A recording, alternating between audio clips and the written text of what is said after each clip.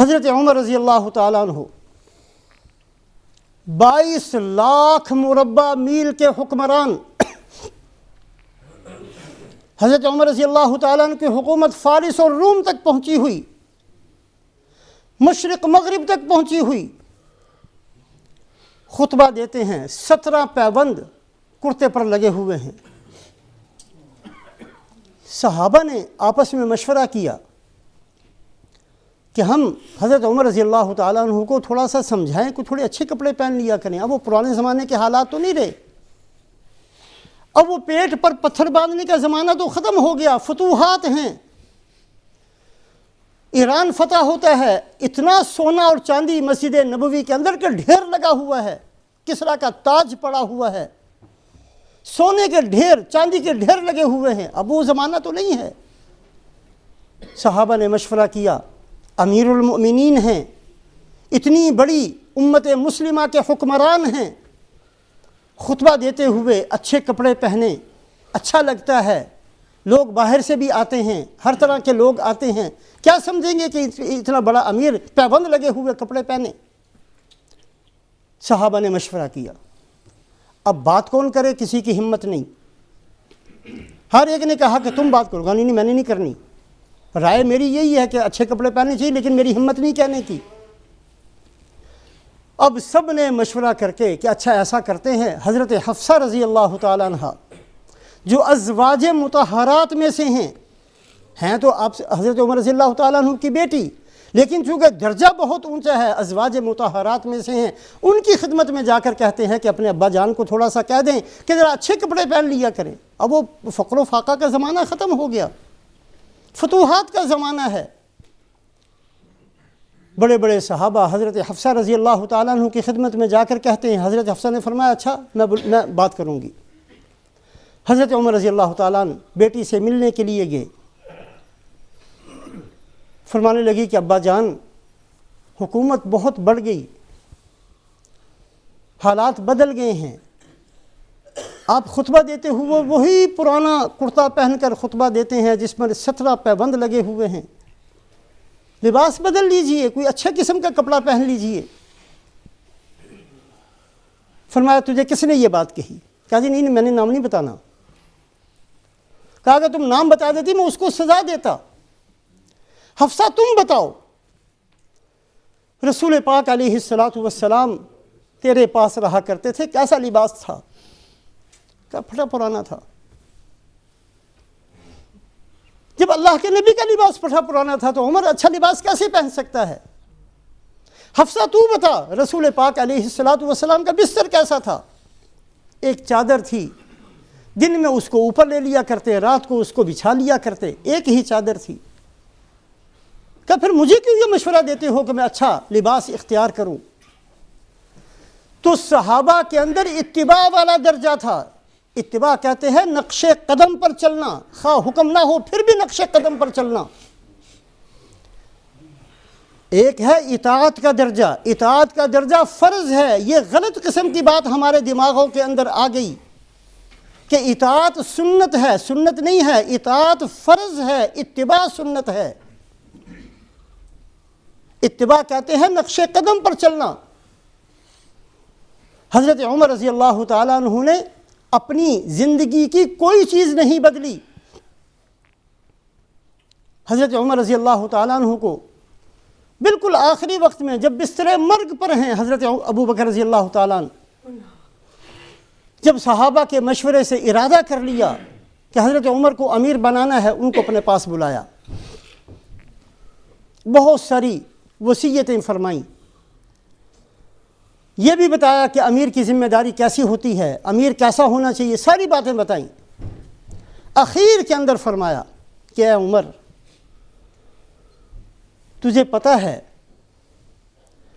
آپ صلی اللہ علیہ وسلم کی موجودگی میں فقر و فاقہ کا زمانہ تھا، اور آپ صلی اللہ علیہ وسلم کی عادت شریفہ یہ تھی کہ اگر کہیں سے کوئی تھوڑی سی چیز آ جایا کرتی، رسول پاک علیہ السلام پہلے صحابہ میں تقسیم فرماتے۔ یہ نہیں کہ پہلے خود اختیار فرماتے، ایسا نہیں، پہلے صحابہ میں تقسیم فرماتے۔ صحابہ میں تقسیم کرنے کے بعد بچ جاتی پھر اپنے گھروں میں بھیجتے، وہاں سے بچ جاتی، جب سب سے بچ جاتی اخیر میں رسول پاک علیہ الصلاۃ والسلام خود اس کو تناول فرمایا کرتے، اخیر میں، سب سے اخیر میں، کوئی بچہ نہ بچتا، کوئی بوڑھا نہ بچتا، کوئی جوان نہ بچتا، سب کو دینے کے بعد جو بچا کھچا ہوتا اخیر کے اندر رحمت للعالمین حضرت محمد صلی اللہ علیہ وسلم اس کو اختیار فرماتے۔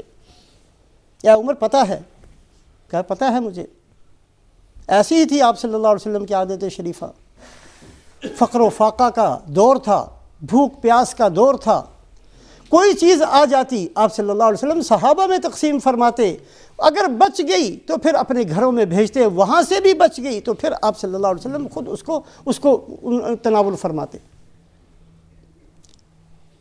یہ کہہ کر حضرت ابو بکر رضی اللہ تعالیٰ نے فرمایا کہ عمر، میں نے بھی یہی طریقہ اختیار کیا ہے، 2.5 سال تک جو میں نے حکومت کی ہے میرا طریقہ بھی وہی تھا، میں نے بھی اپنے آپ کو کھانے پینے میں چیزوں میں سب سے آخر کے اندر رکھا ہے۔ معمولی سا وظیفہ تھا، معمولی سا وظیفہ۔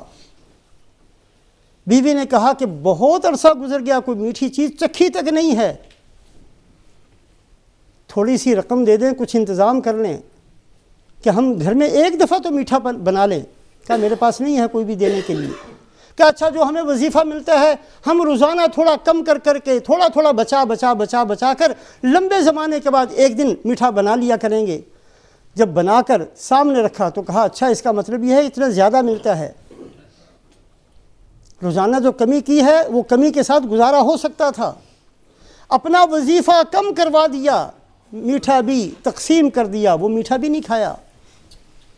اے عمر، جو عادت شریفہ تھی حضرت محمد صلی اللہ علیہ وسلم کی کہ پہلے سب میں تقسیم کر کے سب سے آخر کے اندر سید القوم آخرہم، جو بڑا ہوتا ہے وہ اپنے آپ کو پیچھے رکھتا ہے، یہ ہے نبی کا طریقہ۔ یہ آج کل کے لٹیروں کا طریقہ ہے، بدماشوں کا طریقہ ہے، سب سے پہلے اپنا پیٹ بھر لو، پیٹ بھر جائے پھر جمع کر لو، پھر جو ہے لوٹ کر اپنے گھروں کو بھرو، اپنے شہروں کو بھر لو، کسی کی باری آتی ہے آئے، نہیں آتی ہے کوئی مرے، ہمیں کوئی پرواہ نہیں۔ یہ طریقہ ہے خدا کے دشمنوں کا، لٹیروں کا، ڈاکوؤں کا، چوروں کا۔ نبیوں کا طریقہ یہ نہیں ہے۔ نبی کا طریقہ یہ ہے کہ اگر ایک مٹھی بھر بھی کوئی چیز ہے اس کو تقسیم فرماتے ہیں، اپنے آپ کو سب سے اخیر میں رکھتے ہیں، اپنے گھروں کو سب سے اخیر میں رکھتے ہیں، گھر والوں کے بعد اخیر میں اپنی بیٹی حضرت فاطمہ کو رکھا اور اس کے بعد اپنے آپ کو رکھا۔ غزوہ خندق کے اندر 3000 صحابہ پیٹ پر پتھر باندھ کر خندق کھود رہے ہیں سردی کے دنوں کے اندر۔ حضرت جابر رضی اللہ تعالیٰ عنہ نے رسول پاک علیہ الصلاۃ والسلام کو دیکھا کہ دو پتھر بندھے ہوئے ہیں، آنکھوں میں آنسو آ گئے، دوڑتے ہوئے اپنے گھر گئے، بیوی سے کہا آج میں نے بڑی سخت حالت کے اندر آپ کو دیکھا ہے، مجھ سے نہیں رہا گیا، کچھ بھی تیرے پاس ہے بنا لے تاکہ میں رسول پاک علیہ الصلاۃ والسلام کو دے کر آ جاؤں۔ کہا کچھ بھی نہیں ہے، چھوٹا سا بکری کا بچہ ہے، اسی کو ذبح کیا۔ اتنا کھانا بنا کہ 5 یا 7 بندے اس کو کھا سکتے ہیں، صرف 5 یا 7۔ بیوی نے کہا کہ 5 یا 7 بندوں کا کھانا ہے، ہم نہیں کھائیں گے، جاؤ اور رسول پاک علیہ الصلاۃ والسلام کو لے آؤ اور آپ کو فرما دینا، آپ کو کہہ دینا کہ 5-7 بندوں کا کھانا ہے، 4-5 بندے اپنے ساتھ بھی لے آئیں۔ جابر رضی اللہ تعالیٰ عنہ یا رسول اللہ تشریف لائیے، میری بیوی نے 5-7 آدمیوں کا کھانا تیار کیا ہے۔ آپ نے فرمایا کہ او خندق والو سب کے سب چلو، جابر نے تمہاری دعوت کی ہے۔ یہ بھاگے ہوئے بیوی کے پاس گئے، میں نے تو 5-7 آدمیوں کا کہا تھا، وہ تو 3000 بندوں کو لے کر آ رہے ہیں۔ بیوی نے کہا تم نے بتا دیا تھا؟ جی میں نے تو بتا دیا تھا۔ کہا پھر کوئی بات نہیں۔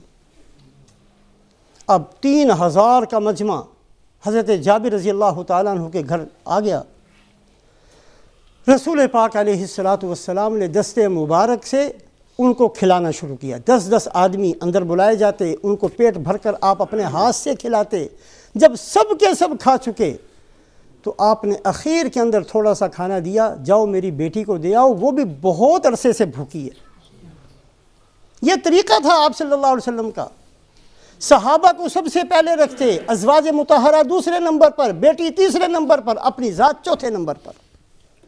اخیر کے اندر، سب سے اخیر کے اندر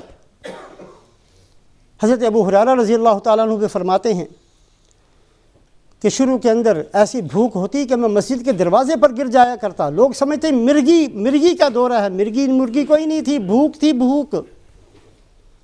اس زمانے کے اندر مرگی کا علاج ہوتا تھا، لوگ گردن کے اوپر پاؤں رکھتے تھے، میری گردن کے اوپر بھی ہر بندہ پاؤں رکھ کر چلا جاتا، وہ سمجھتا کہ مرگی کا دورہ ہے۔ مرگی کہاں سے تھی؟ مجھے تو بھوک تھی۔ ایک دفعہ کہیں سے دودھ کا ایک پیالہ آیا، آپ صلی اللہ علیہ وسلم نے فرمایا کہ جاؤ، میں لے کر گیا، آپ نے فرمایا جاؤ صفہ والوں کو بلاؤ۔